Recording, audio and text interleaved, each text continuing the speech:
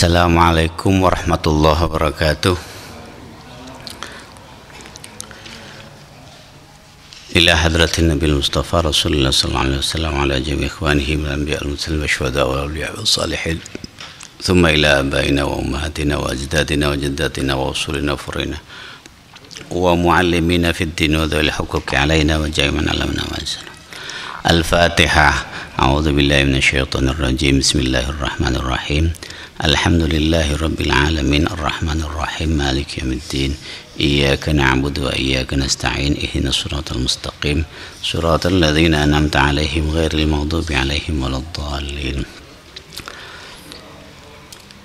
Alhamdulillahilladzi an'ama 'alaina bi ni'matil islam wal iman wa asyhadu an la ilaha illallah wahdahu la syarika lah al-karimul mannan wa asyhadu anna sayyidana Muhammadan abduhu wa rasuluh sayyidul khalaiqi wal bashari wal insan.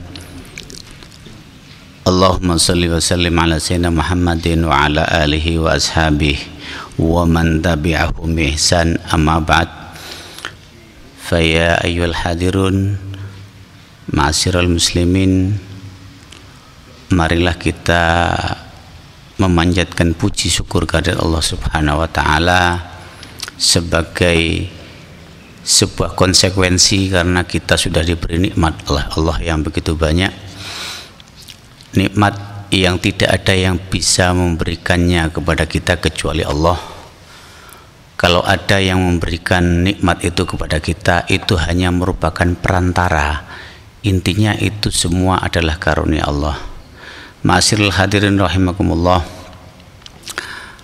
di dalam kita mendidik anak, di dalam Al-Quran itu ada satu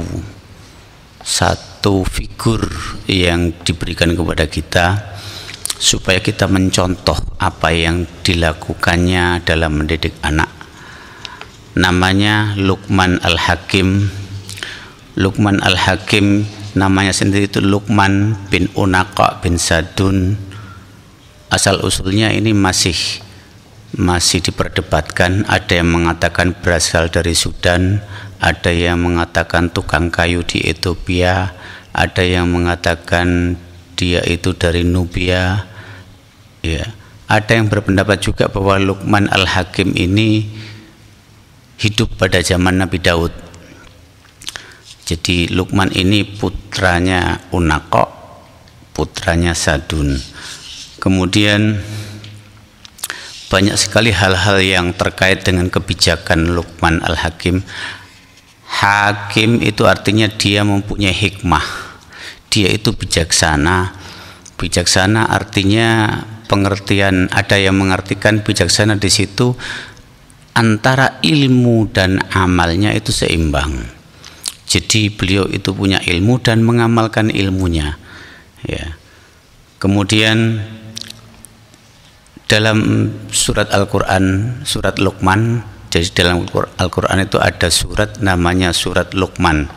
Kalau sudah nama orang di dalam Al-Quran itu tidak usah menggunakan al. Makanya kalau ada orang menyebut nama orang di dalam Al-Quran, itu ada surat-surat dengan nama orang: Nabi Hud, Nabi Ibrahim, Nabi Nuh, Nabi Yusuf. Ada lagi Luqman. Luqman ini bukan seorang nabi, orang biasa, tetapi dia diabadikan dalam Al-Quran namanya karena keistimewaannya. Salah satu keistimewaannya Luqman ini adalah dalam mendidik anak, dia itu sistematis, ya. Dalam surat Luqman ini kalau sudah nama orang itu berarti kan sudah makrifat. Makrifat itu artinya sudah diketahui keberadaannya, jadi tidak usah diberi al. Kalau al itu dalam bahasa Inggris itu kan artikel, menunjukkan bahwa kata itu masih umum, sehingga kalau ada artikel itu menjadi khusus. Dalam bahasa Indonesia kalau diterjemahkan, ya, al itu artinya itu berarti barangnya sudah jelas kelihatan. Tapi kalau nama orang ini tidak usah diberi al karena itu sudah makrifat. Makrifat tidak usah ditakrif lagi, itu akan bertumpuk-tumpuk malah salah. Dalam surat Luqman ini Allah mengabadikan bagaimana Luqman Al-Hakim mendidik anaknya, itu dilukiskan dalam surat Luqman ayat 13 sampai ayat 19. Allah berfirman dalam surat Luqman, a'udzubillahi minasyaitonirrajim, bismillahirrahmanirrahim. Wa idz qala Luqmanu li ibnihi, dan ketika berkata Luqman kepada anaknya, wa huwa ya'idzuhu, saat itu Luqman itu memberi mau'idhah, memberi nasihat kepada anaknya, ya bunayya, wahai anakku, la tusyrik billah. Jadi pelajaran pertama itu yang diajarkan Luqman kepada anaknya, tidak boleh menyekutukan Allah. Inna syirka la zulmun azim, karena sesungguhnya syirik itu adalah satu perbuatan aniaya yang paling besar. Aniaya kepada siapa? Syirik itu aniaya kepada kita sendiri. Bagaimana kita tidak menganiaya diri sendiri? Karena syirik itu akan membuat kita masuk neraka. Padahal tujuan hidup orang di dunia ini, dimanapun berada, bagaimanapun kondisinya, pasti mereka menginginkan akhir dari hidupnya kepingin masuk surga. Tapi kalau sudah berbuat syirik, maka niscaya kesyirikan itu akan membuat dia masuk neraka. Kalau masih ada seberat biji sawi, mithqala dzarratin min imanin dakhalal jannah, dia akan masuk surga. Tapi kalau sudah syiriknya ini tidak ada sama sekali keimanan di dalam dadanya, maka ini akan membuatnya tidak pernah keluar dari dalam neraka. Naudzubillahi min dzalik. Kemudian pelajaran kedua yang diberikan Luqman kepada putranya, Allah berfirman, wa wassaynal insana biwalidayhi, dan telah kami wasiatkan, telah kami pesankan al-insan kepada manusia biwalidayhi, terhadap kedua orang tuanya itu berbuat baik. Mengapa kita harus baik kepada orang tua? Hamalathu ummuhu wahnan ala wahni, ibunya telah mengandungnya dalam keadaan susah payah, ala wahnin yang bertumpuk-tumpuk, sakit yang bertumpuk-tumpuk, kesusahan yang bertumpuk-tumpuk pada saat hamil. Wa fisaluhu fi amaini, kemudian menyapihnya selama 2 tahun.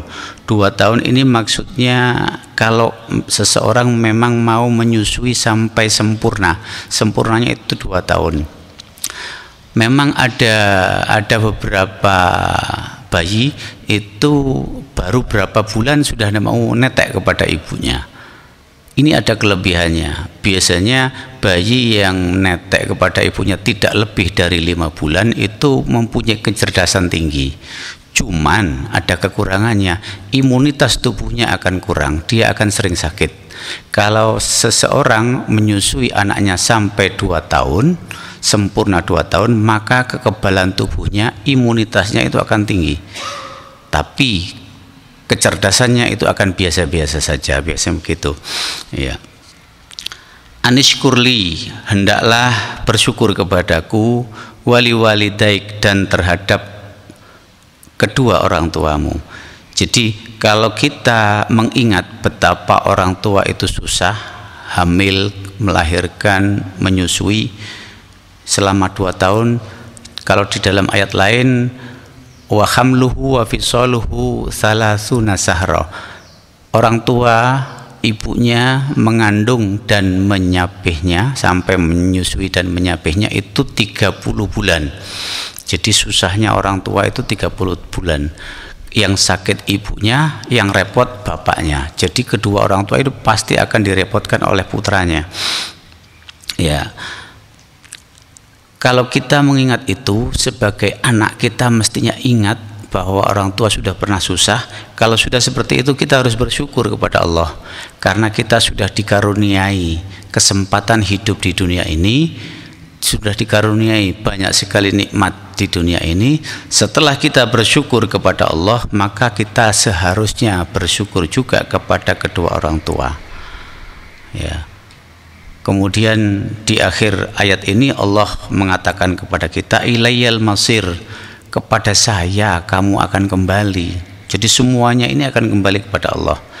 Ya, yang baik akan kembali kepada Allah, yang buruk juga akan kembali kepada Allah. Artinya akan diberi pembalasan. Ya. Wa in jahadaka ala an tusyrika bima laisa laka bihi ilmun fala tuti'huma wa sahibuhuma fid dunya ma'rufa. Jika keduanya ada dalam dalam perawatan kita sampai wa in jahadaka, apabila keduanya memaksa kita ala antusyrika, untuk menyekutukan Allah bi, terhadapku, firman-Nya Allah, ma laisa laka bihi ilm, yang mana kamu tidak mempunyai ilmu tentangnya, fala tuti'huma, kamu jangan mengikuti mereka.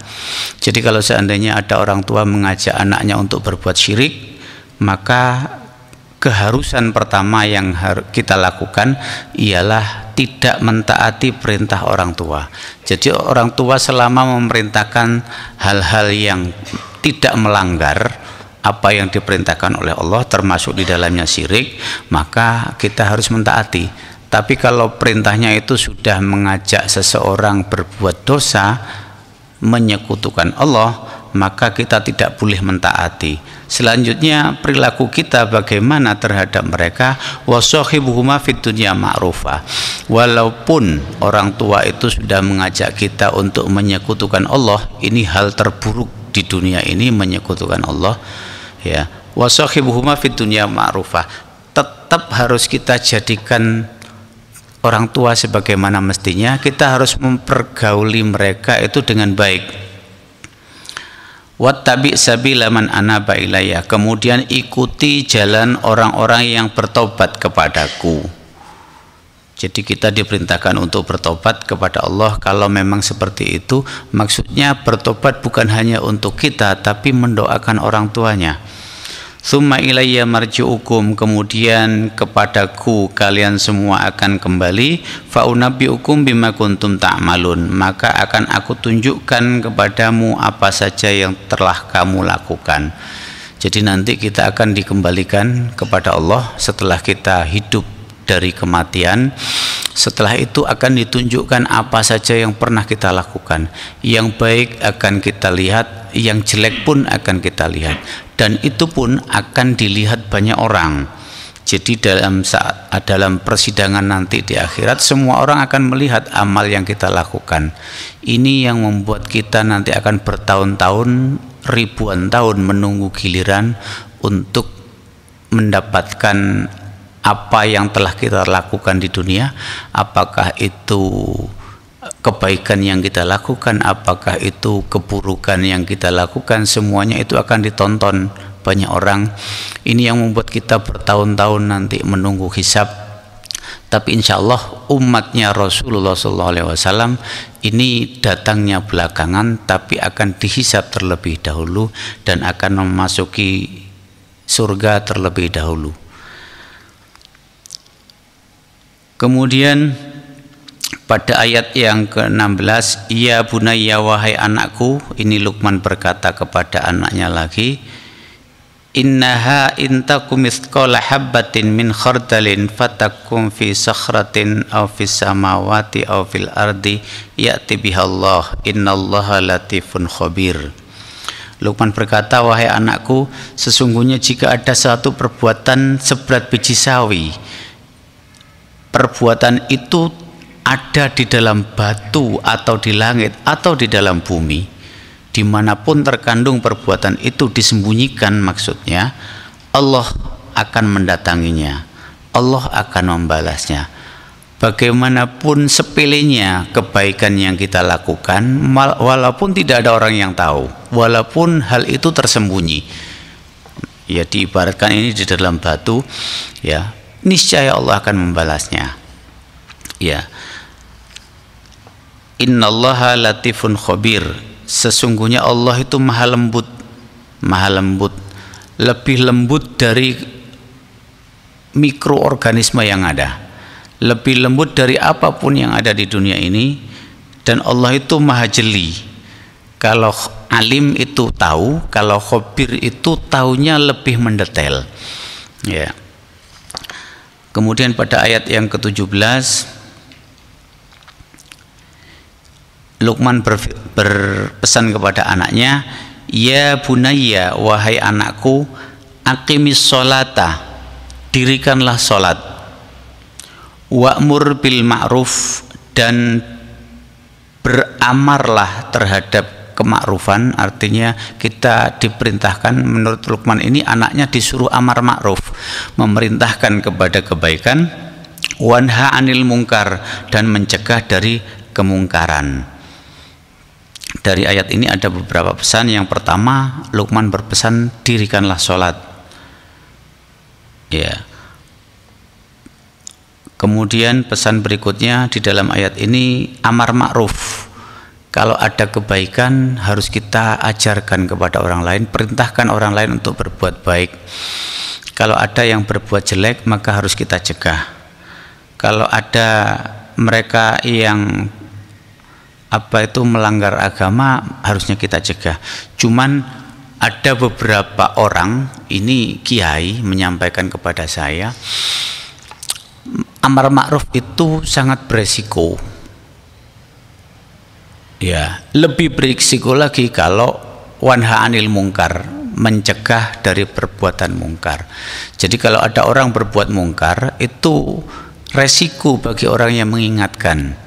Kalau caranya tidak tepat, kemudian yang mengingatkan ini juga kurang punya karisma, kurang punya wibawa, maka biasanya orang yang diingatkan ini akan marah dan selanjutnya justru akan timbul konflik. Ya, makanya banyak kiai itu lebih suka amar bil ma'rufnya daripada nahyu anil mungkar. Dia lebih suka memerintahkan kepada kebaikan daripada mencegah kemungkaran. Kalau mencegah kemungkaran itu lebih beresiko. Ya. Kalau orangnya tidak tepat cara penyampaiannya, maka dia akan dimusuhi. Ya. Tapi bagaimanapun juga kita harus bisa menjalankan ini, ya, sebab orang yang paling lemah imannya itu orang yang melihat kemungkaran hanya tergerak hatinya mengatakan bahwa itu hal yang tidak baik. Kalau kita melihat man ra'a minkum mungkaron, melihat kemungkaran di depan mata kita, falyughayyir biyadih, maka hendaklah dia itu merubah kemungkaran itu dengan tangannya, dengan kekuasaannya, dengan cara bagaimana dia bisa merubah. Fa'ilam tastati' fabilisanih, kalau tidak bisa dengan kekuasaannya, kalau tidak bisa dengan tangannya, fabilisanih, maka hendaklah dia itu merubah kemungkaran itu dengan lisannya, ngandani. Ya. Fa'ilam yastati' fabiqolbih, kalau tidak mampu karena rasa takut dan sebagainya, maka cukup dengan hatinya. Kita harus mengingkari apa yang kita lihat bahwa itu adalah perbuatan dosa.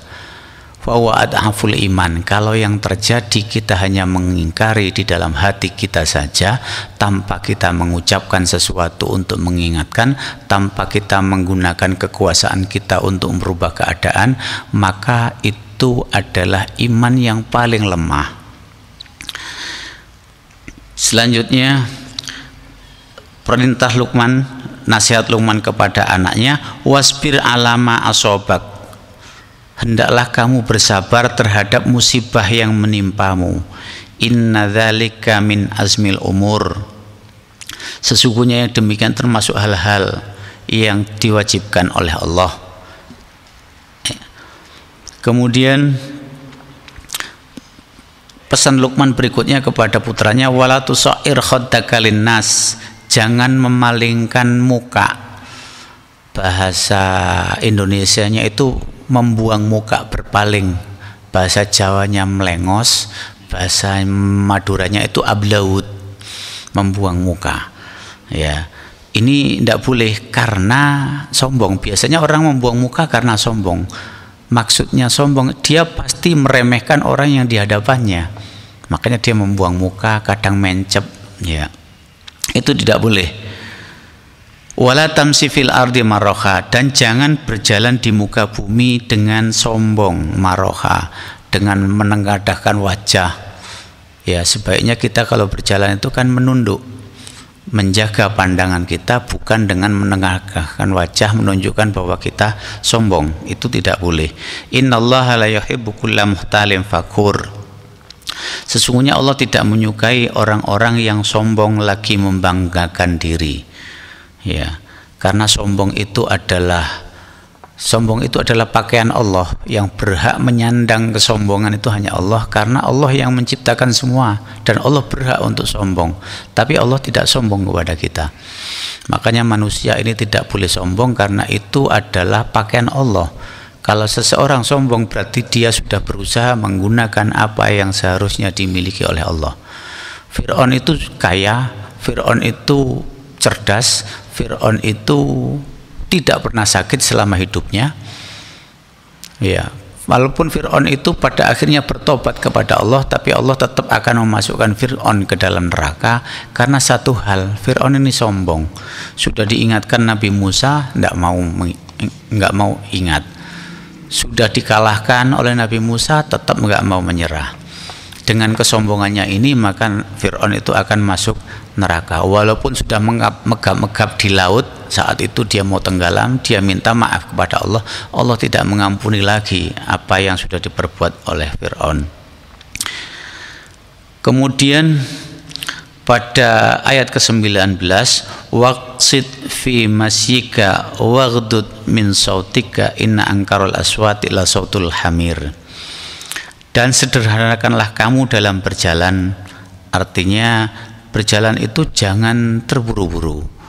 Ya, karena yang terburu-buru itu biasanya akan beresiko, apakah kesandung, apakah menemui halangan di jalan. Biasa saja, jangan terburu-buru, karena terburu-buru itu adalah perbuatan setan. Ya, lunakkanlah suaramu, sesungguhnya seburuk-buruk suara itu adalah suara keledai.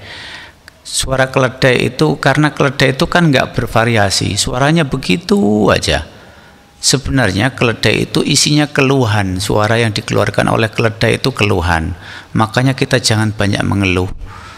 Suaranya keledai itu suara yang paling buruk, karena isinya mengeluh, tidak mau bersyukur, meringkih gitu. Ma'asyiral hadirin rahimakumullah.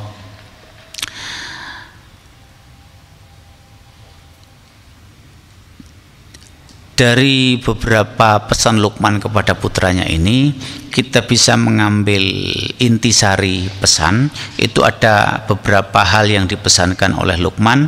Yang pertama, yang paling utama pada saat kita mengajar kepada anak, jangan menyekutukan Allah. Menyekutukan Allah ini banyak sekali dimensinya. Artinya jangan sampai banyak hal yang itu bisa mengalahkan keyakinan kepada Allah. Waktu ada panggilan adzan, kita masih asik dengan sesuatu sehingga sholat kita itu terlambat. Ya, ini sudah termasuk salah satu tanda-tanda kita menyekutukan Allah, menomorduakan Allah. Kalau kita punya anak waktu masih kecil, maka hal pertama yang harus kita lakukan, karena mereka ini pada saat usia-usia muda itu mereka mencoba untuk meniru.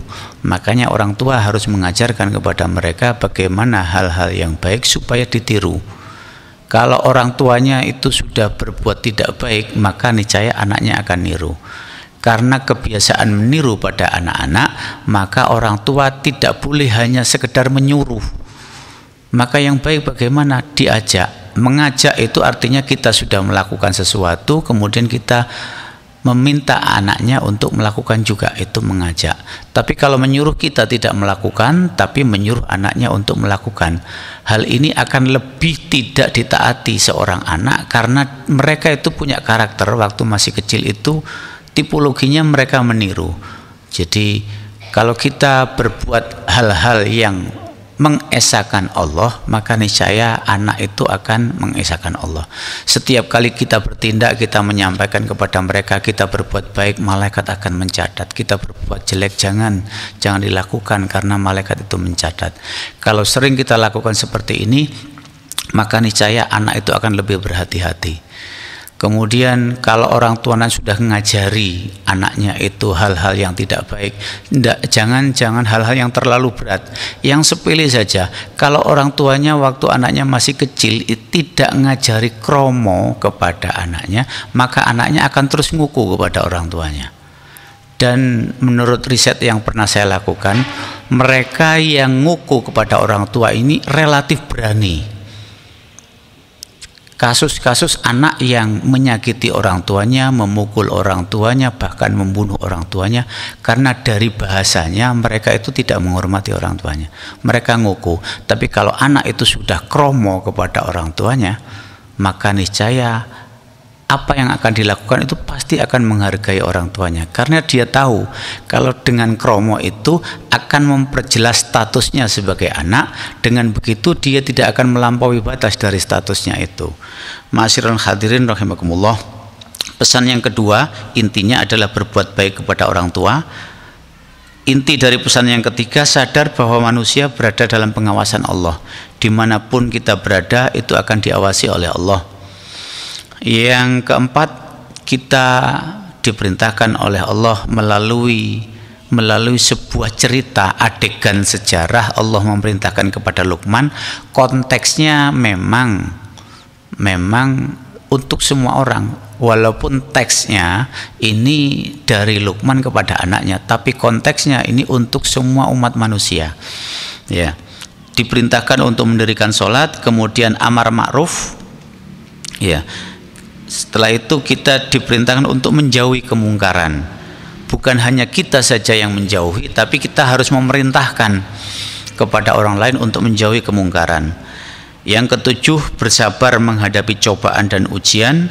Dan yang kedelapan, kita tidak boleh sombong. Karena kesombongan ini, walaupun kita banyak amal ibadahnya, tapi kalau kesombongan ini ada, maka itu akan menghanguskan semuanya. Ma'asyiral hadirin rahimakumullah, semoga Allah memberikan kekuatan kepada kita supaya kita bisa menjalankan apa saja yang sudah diperintahkan oleh Allah, apa saja yang sudah digariskan oleh Allah, baik itu yang dicontohkan oleh Allah melalui Rasulullah maupun umat-umat terdahulu. Semoga dengan silaturahim ini Allah memanjangkan umur kita dan melapangkan rezeki kita, mengangkat permasalahan yang kita hadapi. Semoga Allah memberikan solusi yang terbaik apa yang kita alami sekarang. Semoga Allah senantiasa menjaga kita, keluarga kita, kesehatan kita, dan segala sesuatu yang terkait dengan amal ibadah kita. Semoga Allah senantiasa memberikan hidayah, tuntunan supaya kita bisa menjalaninya dengan baik dan memberikan arah kepada kita bahwa tujuan akhir hidup kita adalah masuk surga. Kurang lebihnya saya mohon maaf. Wallahul muwaffiq ila aqwamit thoriq. Wassalamualaikum warahmatullahi wabarakatuh.